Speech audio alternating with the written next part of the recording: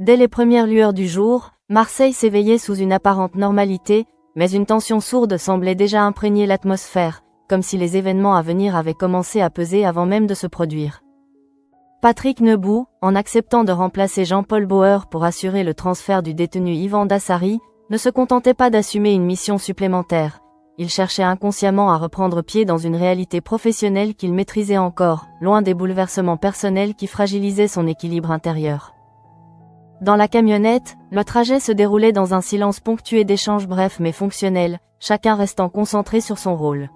Morgane, rigoureuse et attentive, gardait les yeux fixés sur la route, tandis que Patrick observait les alentours avec cette vigilance propre aux agents expérimentés, bien que son esprit semblait parfois se détacher du moment présent pour revenir à des préoccupations plus intimes.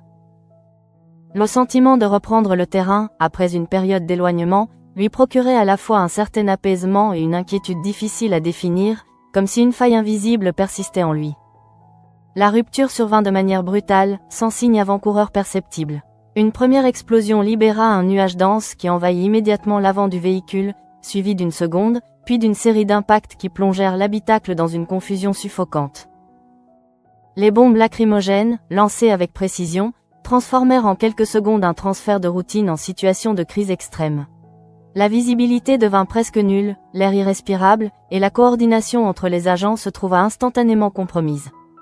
Face à cette attaque structurée, Patrick réagit avec un réflexe acquis par des années d'expérience. Il ouvrit la portière malgré la gêne respiratoire et sortit du véhicule, arme en main, afin de reprendre l'initiative.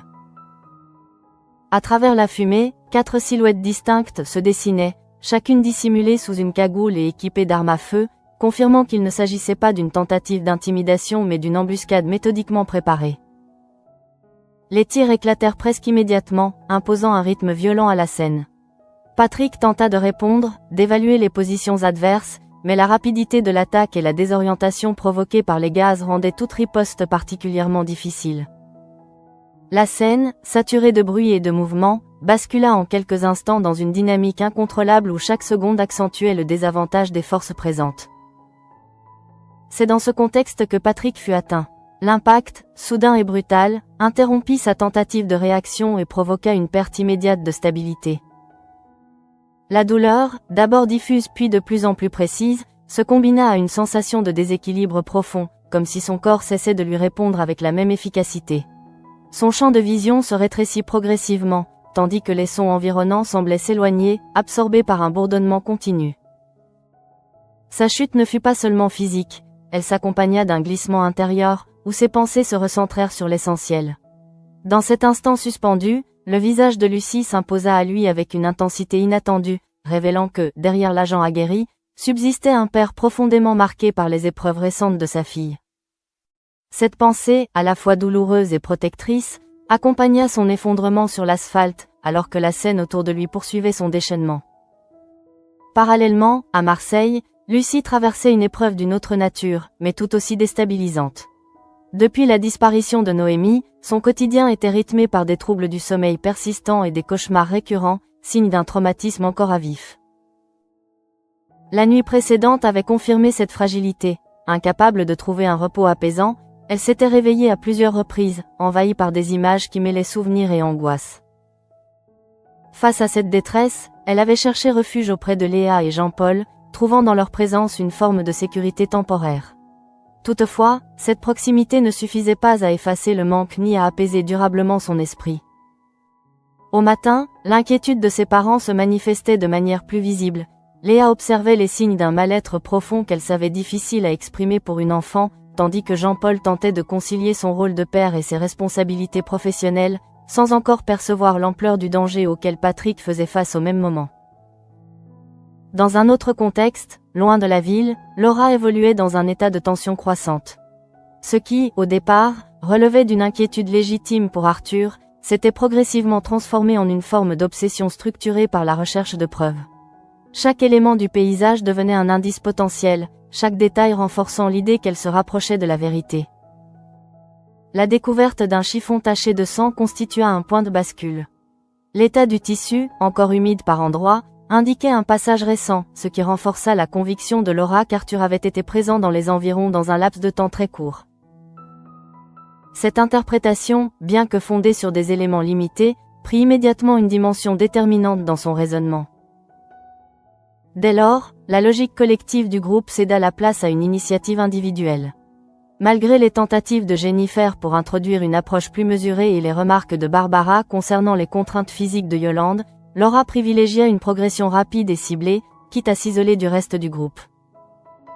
Sa décision de poursuivre seule reposait sur une conviction intérieure devenue prioritaire, reléguant les considérations de sécurité au second plan. Cette dynamique révélait un glissement progressif vers une prise de risque accrue, motivée par l'urgence perçue de la situation. Pour Laura, le temps n'était plus une ressource à gérer, mais un facteur aggravant susceptible de compromettre toute chance de retrouver Arthur. Dans le même temps, à Marseille, Jawad développait une inquiétude d'un autre ordre. L'observation attentive du comportement de Zoé faisait émerger une série d'anomalies qui, prises isolément, auraient pu paraître anodines, mais qui, mises en perspective, dessinaient une évolution préoccupante. Le changement de rythme de vie, l'intensité des activités physiques et les absences prolongées sans explication claire constituaient autant d'indices suggérant une transformation en cours. En partageant ses observations avec Louis et en lui montrant l'adresse notée par Zoé, Jawad exprimait une crainte fondée sur une connaissance de son passé. L'hypothèse d'une rechute, bien que non confirmée, s'imposait progressivement comme une possibilité crédible, renforçant son sentiment d'urgence et d'impuissance. Ainsi, à travers ces trajectoires parallèles, une même tension se développait, reliant des situations apparemment distinctes mais convergeant vers un point critique. Entre l'embuscade violente visant Patrick, la fragilité émotionnelle de Lucy, la détermination risquée de Laura et l'inquiétude grandissante de Jawad, l'équilibre des personnages se trouvait progressivement menacé, annonçant une série de conséquences dont l'ampleur restait encore invisible mais déjà inévitable. Pendant ce temps, la scène de l'embuscade continuait de se déployer avec une violence qui ne laissait aucune place à l'improvisation. La chute de Patrick ne marquait pas seulement la vulnérabilité d'un homme, mais révélait surtout l'efficacité implacable du dispositif mis en place contre lui. Les assaillants, parfaitement coordonnés, poursuivaient leur opération avec une précision froide, comme s'il exécutait un plan répété à l'avance dans ses moindres détails. Morgan, malgré la désorientation provoquée par les gaz lacrymogènes, tentait de reprendre le contrôle de la situation. Son esprit oscillait entre réflexes professionnels et instinct de survie, cherchant à identifier les positions ennemies tout en évaluant l'état de Patrick. La densité de la fumée, combinée à la rapidité des tirs, rendait toute tentative de riposte particulièrement risquée, et chaque mouvement devait être calculé pour éviter une exposition inutile. Dans ce chaos maîtrisé par les agresseurs, le détenu Ivan Dassari devenait un enjeu central, bien que sa présence semblait presque secondaire face à l'intensité de l'attaque. Tout indiquait que l'objectif dépassait le simple transfert, il s'agissait d'une interception planifiée, possiblement liée à des intérêts extérieurs encore inconnus. Cette hypothèse, qui s'imposait progressivement, ajoutait une dimension stratégique à une situation déjà critique. Au sol, Patrick luttait contre une perte de conscience qui gagnait du terrain. Chaque tentative pour rester éveillé se heurtait à une fatigue brutale, amplifiée par la douleur et la désorientation. Son corps, pourtant entraîné à résister, montrait des signes de défaillance qu'il ne pouvait plus contrôler. Dans cet état intermédiaire, où la perception du réel se fragmentait, les repères se brouillaient, et la frontière entre lucidité et abandon devenait de plus en plus fragile. Son esprit, cependant, refusait de céder complètement. Derrière la confusion, une volonté persistait, celle de comprendre, d'évaluer, de ne pas laisser la situation lui échapper totalement. Mais cette résistance intérieure se heurtait à une réalité physique implacable, le temps lui manquait, et chaque seconde réduisait ses chances de reprendre le dessus. Dans le même temps, à Marseille, la journée s'organisait autour d'une tentative fragile de normalité. Léa et Babette, conscientes de la nécessité de créer un espace apaisant pour Lucy, prenaient l'initiative d'organiser un moment familial, espérant ainsi détourner l'attention de l'enfant de son chagrin. Cette décision, bien qu'animée par une intention protectrice, traduisait aussi une difficulté à affronter directement la profondeur du traumatisme. La préparation de ce dîner, simple en apparence, devenait un acte symbolique, une manière de reconstruire un cadre sécurisant dans un contexte émotionnel instable. Les gestes du quotidien, comme cuisiner ou partager un repas, prenaient une dimension presque thérapeutique, tentant de compenser l'absence irréparable laissée par Noémie. Lucy, de son côté, oscillait entre participation et retrait. Si elle se laissait parfois entraîner dans les activités proposées, son regard trahissait une distance persistante, comme si une partie d'elle restait figée dans le moment de la perte. Les cauchemars, bien que nocturnes, continuaient d'influencer son état diurne, créant une fatigue émotionnelle difficile à contenir. Jean-Paul, observant cette dynamique, ressentait une tension croissante. Son rôle de père l'obligeait à rester présent, à soutenir sa fille, mais son instinct de policier le maintenait dans un état d'alerte permanent, comme s'il percevait qu'un autre événement, ailleurs, était en train de se produire sans qu'il puisse encore l'identifier. Dans un registre différent, mais tout aussi chargé d'intensité, la situation de Laura évoluait vers un point critique. Son avancée solitaire dans un environnement qu'elle ne maîtrisait pas totalement témoignait d'une détermination qui frôlait l'aveuglement. Chaque pas qu'elle faisait renforçait son isolement, réduisant les possibilités d'intervention du groupe et augmentant les risques auxquels elle s'exposait. Le lien qu'elle établissait entre les traces de sang et la présence d'Arthur devenait une certitude intérieure, difficilement contestable pour elle. Cette conviction, bien que fondée sur des indices partiels, structurait désormais toutes ses décisions. Elle ne cherchait plus à vérifier, mais à confirmer, orientant son regard et ses actions dans une seule direction. Barbara, restée avec le groupe, percevait les dangers de cette approche. Son analyse, plus pragmatique, mettait en évidence les limites physiques de Yolande et les contraintes du terrain, mais ses considérations peinaient à rivaliser avec l'urgence ressentie par Laura. Le groupe, fragmenté dans ses priorités, voyait ainsi sa cohésion s'affaiblir, rendant toute stratégie commune difficile à maintenir. Jennifer, quant à elle, tentait de préserver un équilibre, oscillant entre soutien et inquiétude. Sa volonté de maintenir un lien avec Laura se heurtait à la distance croissante que cette dernière imposait, transformant leur relation en une tension silencieuse où chacun avançait avec ses propres certitudes. À Marseille, Jawad poursuivait ses observations avec une attention accrue. Le comportement de Zoé, loin de se stabiliser, continuait d'évoluer dans une direction qui renforçait ses inquiétudes. L'intensité de ses activités physiques, combinée à ses absences prolongées, suggérait une discipline volontaire, presque rigoureuse, qui contrastait avec ses habitudes passées. Cette transformation, interprétée à la lumière de son histoire, alimentait l'hypothèse d'un changement plus profond, possiblement lié à une volonté de se reconstruire ou, au contraire, à une dérive contrôlée vers des schémas anciens. Jawad, conscient de ne pas disposer de toutes les informations, se trouvait dans une position délicate, où l'observation ne suffisait plus, mais où l'intervention restait incertaine.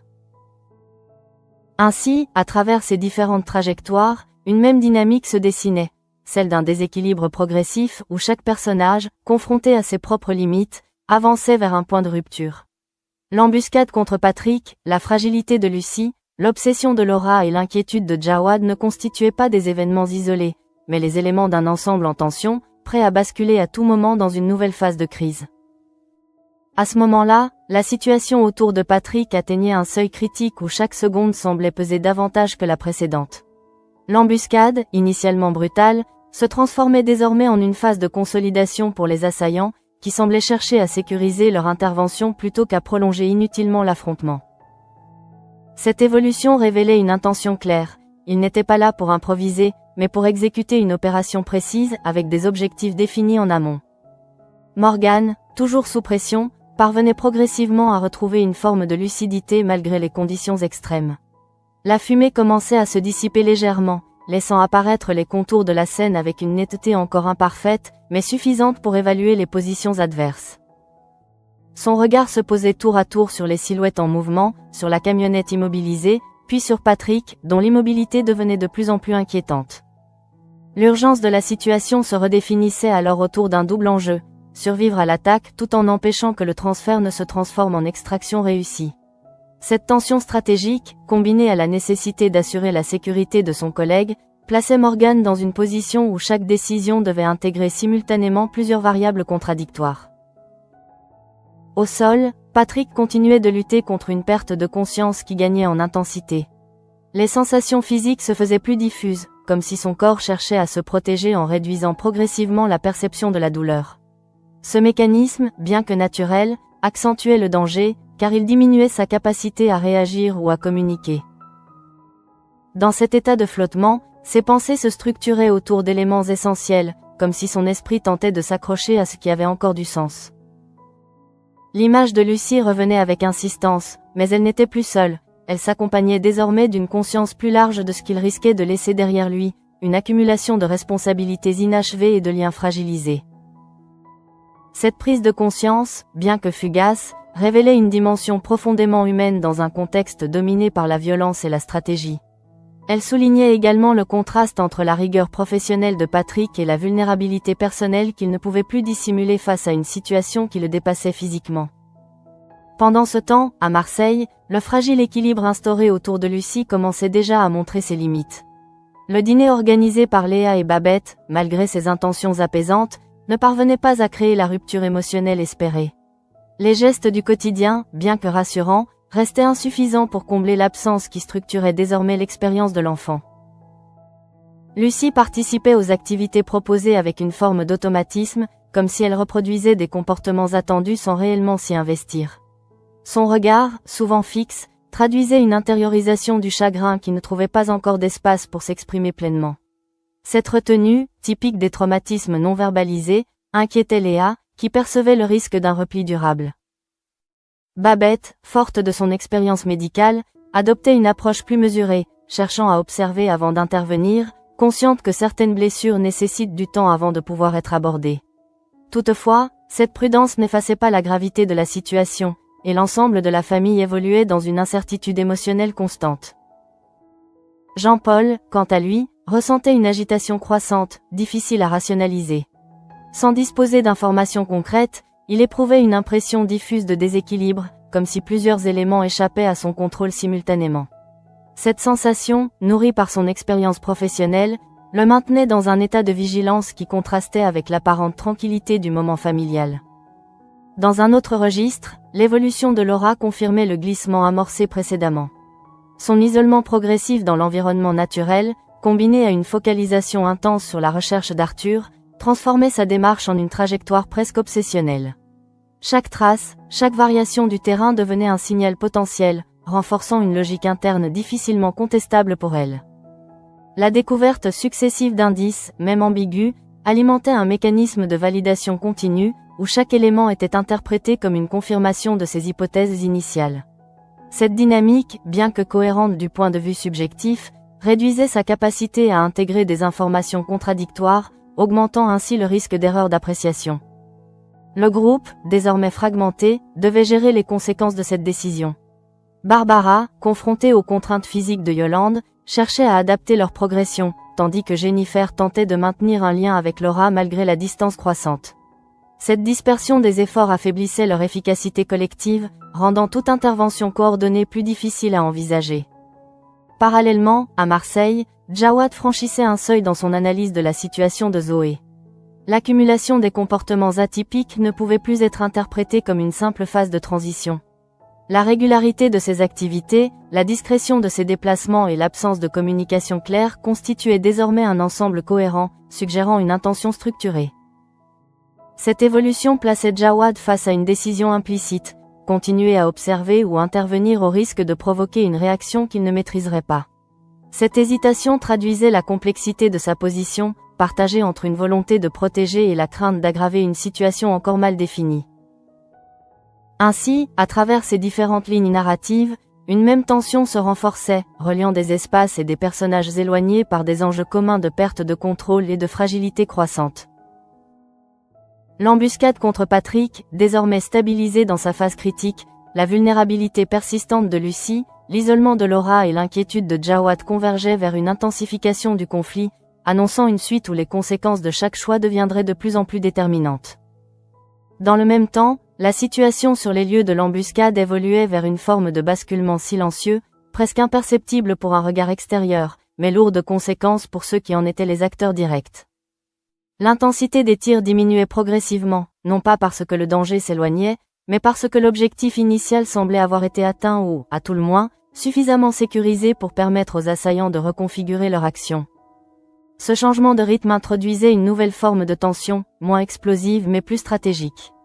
Les silhouettes cagoulées, toujours en mouvement, ne cherchaient plus à imposer une domination immédiate par la violence, mais à contrôler l'espace, à verrouiller les accès, comme si chaque seconde supplémentaire leur permettait de consolider un avantage déjà acquis. Morgane, consciente de cette évolution, ajustait sa propre perception de la situation. La dissipation partielle des gaz lui permettait désormais de distinguer plus clairement les contours de la scène, mais cette amélioration visuelle ne s'accompagnait pas d'un sentiment de sécurité. Au contraire, la précision des déplacements adverses révélait un niveau d'organisation qui excluait toute hypothèse d'improvisation. Le corps de Patrick, toujours au sol, devenait alors un point de fixation à la fois émotionnel et stratégique. Sa position exposée, combinée à son état critique, limitait considérablement les marges de manœuvre de Morgan, qui devait désormais intégrer cette contrainte dans chacune de ses décisions. L'idée même de riposter frontalement perdait en pertinence, remplacée par une nécessité plus urgente, préserver ce qui pouvait encore l'être. Dans cet intervalle suspendu, Patrick oscillait entre présence et absence. La douleur, autrefois aiguë, s'était transformée en une sensation plus diffuse, presque engourdie, comme si son corps cherchait à se protéger en réduisant l'intensité des signaux qu'il recevait. Cette atténuation, loin d'être rassurante, signalait une perte progressive de contrôle, une dérive lente vers un état où la volonté seule ne suffisait plus. Ses pensées, fragmentées, continuaient pourtant de s'organiser autour de repères fondamentaux. Lucie restait au centre de ce mouvement intérieur, mais son image se mêlait désormais à d'autres figures, à d'autres moments, comme si sa mémoire cherchait à reconstituer un fil cohérent dans un contexte où tout se désagrégeait. Ce processus, à la fois instinctif et involontaire, révélait une tentative ultime de donner du sens à ce qui lui arrivait. À Marseille, la soirée s'installait progressivement, apportant avec elle une illusion de calme qui contrastait fortement avec la violence de la situation vécue ailleurs. Le dîner organisé par Léa et Babette avait atteint son terme, laissant derrière lui une atmosphère ambivalente, où les efforts déployés pour recréer un cadre rassurant se heurtaient à la persistance d'un malaise difficile à dissiper. Lucie, malgré les attentions dont elle faisait l'objet, demeurait enfermée dans une forme de retrait intérieur. Les interactions, bien que présentes, semblaient ne pas parvenir à franchir la barrière invisible qui s'était installée en elle depuis la perte de Noémie. Cette distance, perceptible dans ses gestes et dans son regard, témoignait d'un processus de deuil encore inachevé, dont les manifestations restaient en grande partie silencieuses. Léa, attentive à ces signaux, ressentait une inquiétude grandissante. Son expérience médicale lui permettait d'identifier les signes d'un traumatisme qui risquait de s'inscrire dans la durée, mais elle se heurtait à une limite fondamentale, celle de l'impuissance face à une douleur qu'elle ne pouvait ni accélérer ni atténuer immédiatement. Cette tension entre savoir et incapacité à agir renforçait son sentiment d'urgence, sans pour autant lui offrir de solution claire. Jean-Paul, de son côté, ne parvenait plus à ignorer l'agitation qui le traversait. Ce qui n'était au départ qu'une impression diffuse se transformait progressivement en une conviction plus nette, comme si son intuition de policier détectait une anomalie dans l'équilibre général des événements. Sans éléments concrets, il se retrouvait pourtant contraint de composer avec cette sensation, oscillant entre rationalisation et inquiétude croissante. Dans la nature, la progression de Laura atteignait un point où le retour en arrière devenait de plus en plus improbable. Son isolement, désormais total, l'exposait non seulement aux dangers du terrain, mais aussi à ses propres limites physiques et psychologiques. La fatigue, bien que présente, était reléguée au second plan, supplantée par une détermination qui ne laissait aucune place au doute. Les indices qu'elle croyait suivre formaient une trajectoire cohérente dans son esprit, mais cette cohérence reposait sur une interprétation unilatérale de la réalité. Chaque trace de sang, chaque anomalie dans le paysage renforçait son sentiment de proximité avec Arthur, sans qu'elle puisse réellement vérifier la validité de cette perception. Ce mécanisme d'autoconfirmation, en réduisant la possibilité d'un regard critique, accentuait le risque d'une erreur d'évaluation aux conséquences potentiellement graves. Pourtant, pour Laura, la question ne se posait plus en termes de probabilité ou de prudence, mais en termes de nécessité immédiate, où l'inaction devenait synonyme d'abandon. Barbara et Jennifer, restées en arrière, devaient désormais gérer les implications de cette décision. L'état de Yolande, fragilisé par la fatigue et les conditions physiques, imposait un rythme plus lent, incompatible avec la trajectoire choisie par Laura. Cette divergence créait une tension implicite entre les membres du groupe, chacun étant confronté à des priorités différentes mais tout aussi légitimes. À Marseille, l'inquiétude de Jawad atteignait elle aussi un seuil critique. Les éléments accumulés au sujet de Zoé ne pouvaient plus être ignorés ou minimisés. La précision de ses habitudes, l'opacité de ses déplacements et le refus implicite de partager ses intentions formaient un ensemble suffisamment structuré pour justifier une intervention. Cette prise de conscience ne s'accompagnait toutefois pas d'une solution évidente. Intervenir signifiait risquer de briser un équilibre fragile, tandis que rester passif revenait à accepter une incertitude de plus en plus lourde. Jawad se trouvait ainsi confronté à un dilemme où chaque option comportait une part de risque, reflétant la complexité des relations qu'il entretenait avec Zoé. Ainsi, l'ensemble des situations évoluait vers une phase où les choix individuels prenaient une importance déterminante.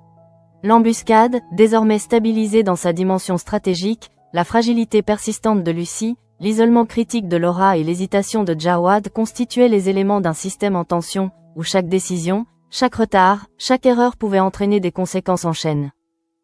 Et dans cet équilibre instable, une seule certitude semblait s'imposer, le point de rupture approchait, inexorablement, prêt à redéfinir le destin de chacun. À cet instant précis, tous les fils invisibles qui reliaient ces différentes situations semblaient se tendre au maximum, comme si l'ensemble des événements convergeait vers un point unique de rupture. L'embuscade, la fragilité émotionnelle, l'obsession et l'inquiétude ne constituaient plus des lignes parallèles, mais les fragments d'un même déséquilibre en train de se révéler pleinement. Sur le lieu de l'attaque, le silence relatif qui succédait au tir ne signifiait en rien un apaisement. Il s'agissait d'un silence stratégique, chargé d'une tension encore plus lourde que le chaos précédent. Les assaillants, désormais maîtres du tempo, semblaient avoir atteint une phase où l'urgence laissait place à l'exécution froide d'un plan déjà en grande partie accompli. Morgan, dans cet environnement instable, comprenait que la situation avait basculé au-delà d'un simple affrontement. L'absence de riposte prolongée des agresseurs, combinée à leur positionnement précis, indiquait que leur objectif principal ne résidait pas uniquement dans la neutralisation immédiate, mais dans le contrôle durable de la scène. Cette lecture renforçait le sentiment d'isolement, car elle impliquait que les renforts, même s'ils étaient en route, arriveraient dans un contexte déjà profondément altéré. Le corps de Patrick, toujours étendu, devenait le symbole concret de cette bascule. Sa respiration, irrégulière, traduisait un état critique qui ne laissait plus place à l'approximation. Chaque seconde sans intervention médicale augmentait le risque d'une issue irréversible. Pourtant, dans cet état de conscience fragmenté, une résistance persistait, fragile mais réelle, comme si une part de lui refusait encore d'abandonner. Cette résistance, bien que presque imperceptible, témoignait d'une volonté profondément ancrée, nourrie par les liens qui le rattachaient encore à ceux qu'il laissait derrière lui. Lucy, plus que tout, incarnait cette attache, ce point d'ancrage qui donnait un sens à son combat intérieur, même dans un moment où toute action physique lui échappait. À Marseille, la nuit avançait, et avec elle, une sensation diffuse d'inquiétude s'installait plus nettement. Jean-Paul, incapable désormais de contenir son malaise, se retrouvait confronté à une évidence qu'il ne pouvait plus ignorer, quelque chose n'allait pas. Cette intuition, d'abord floue, se structurait peu à peu en une conviction, renforcée par l'absence de nouvelles et par un silence inhabituel. Léa, de son côté, continuait de veiller sur Lucy, dont le sommeil restait agité, même dans cet environnement censé être protecteur. Les cauchemars ne disparaissaient pas, ils se transformaient, s'adaptaient, comme s'ils cherchaient à maintenir une présence constante dans l'esprit de l'enfant. Cette persistance révélait que le processus de deuil, loin de s'apaiser, continuait de se construire dans une douleur silencieuse. Babette observait cette situation avec une lucidité inquiète, consciente que l'accumulation de tensions émotionnelles au sein de la famille risquait de produire des effets durables si elle n'était pas prise en charge avec précaution. Mais, là encore, le temps apparaissait comme un facteur déterminant, imposant une attente difficile à supporter. Dans la nature, Laura atteignait un point où son avancée ne pouvait plus être interprétée comme une simple recherche. Elle s'enfonçait désormais dans un territoire inconnu, guidée par une conviction qui avait remplacé toute forme de prudence. Les signes qu'elle croyait suivre formaient une narration cohérente dans son esprit, mais cette cohérence reposait sur une lecture subjective qui ne laissait plus de place au doute. La fatigue, les conditions physiques et l'isolement accentuaient la fragilité de sa position, mais ne suffisaient pas à freiner sa progression. Au contraire, chaque difficulté rencontrée semblait renforcer sa détermination, comme si l'effort lui-même devenait une preuve qu'elle avançait dans la bonne direction. Barbara et Jennifer, contraintes de ralentir, prenaient progressivement conscience que la situation leur échappait. Leur incapacité à rejoindre Laura rapidement transformait leur inquiétude en impuissance, une impuissance aggravée par l'état de Yolande, dont les limites physiques imposaient une gestion prudente du déplacement. À Marseille, Jawad, désormais convaincu que la situation de Zoé nécessitait une action, se préparait à franchir une étape décisive. L'accumulation des signes ne laissait plus place à l'attente passive, mais l'incertitude persistante sur la nature réelle de ces activités rendait toute intervention délicate. Cette tension entre nécessité et prudence reflétait la complexité d'un lien où la confiance et la méfiance coexistaient désormais. Ainsi, l'ensemble des trajectoires atteignait un point de convergence où les décisions individuelles prenaient une importance déterminante. L'embuscade contre Patrick, la détresse de Lucy, l'isolement de Laura et l'inquiétude de Jawad ne pouvaient plus être envisagés séparément. Ils formaient un système en déséquilibre, prêt à produire des conséquences qui dépasseraient largement le cadre initial de chaque situation. Et dans cet instant suspendu, où tout semblait encore possible mais déjà menacé, une réalité s'imposait progressivement.